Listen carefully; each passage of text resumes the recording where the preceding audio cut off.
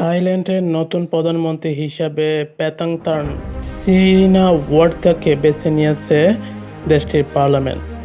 স্থানীয় সময় শুক্রবার ১৬ আগস্ট পার্লামেন্ট অনুষ্ঠিত এক ভোটাভুটিতে তাকে প্রধানমন্ত্রী হিসাবে নিয়োগ দেওয়ার পক্ষে রায় দেওয়া হয়। থাইল্যান্ডের ধনকুবের এবং দেশটির সাবেক প্রধানমন্ত্রী থাকসিন সিনাওয়াত্রার মেয়ে পেতাতার্ন সিনাওয়াত্রা তিনি হতে যাচ্ছেন দেশটির সর্বকনিষ্ঠ প্রধানমন্ত্রী।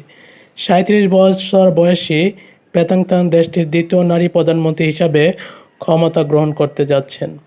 এর আগে দেশটির প্রথম নারী প্রধানমন্ত্রী হিসাবে পেতাংতার্নের ফুফু ইনলাক দায়িত্ব পালন করেন।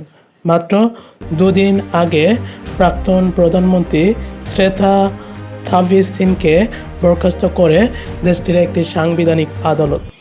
পরবর্তীতে প্রধানমন্ত্রী পদে প্রার্থী হিসাবে পেতাংতার্নের নাম ঘোষণা করে ফেই থাই পার্টি। শ্রেথা এবং পেতাংতার্ন দুজনেই ফেই থাই পার্টির নেতা।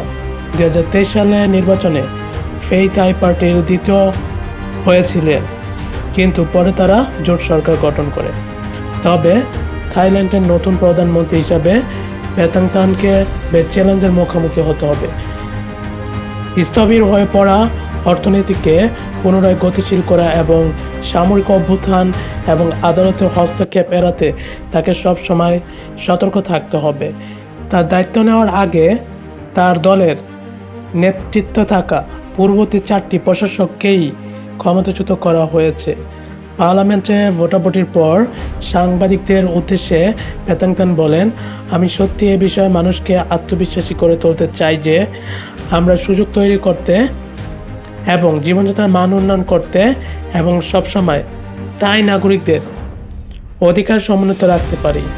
আমি সবসময় মনে করি আমার দৃঢ় ইচ্ছা আছে এবং আমার একটি ভালো টিম আছে।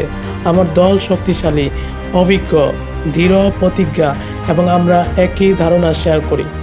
এটি এমন একটা জিনিস যা আমার কাছে খুবই মূল্যবান। শুক্রবার পার্লামেন্টে অনুষ্ঠিত ভোটাভুটিতে পেতাংতার্নের পক্ষে ৩১৯টি ভোট পড়ছে আর বিপক্ষে ভোট পড়ছে ১৪৫টি।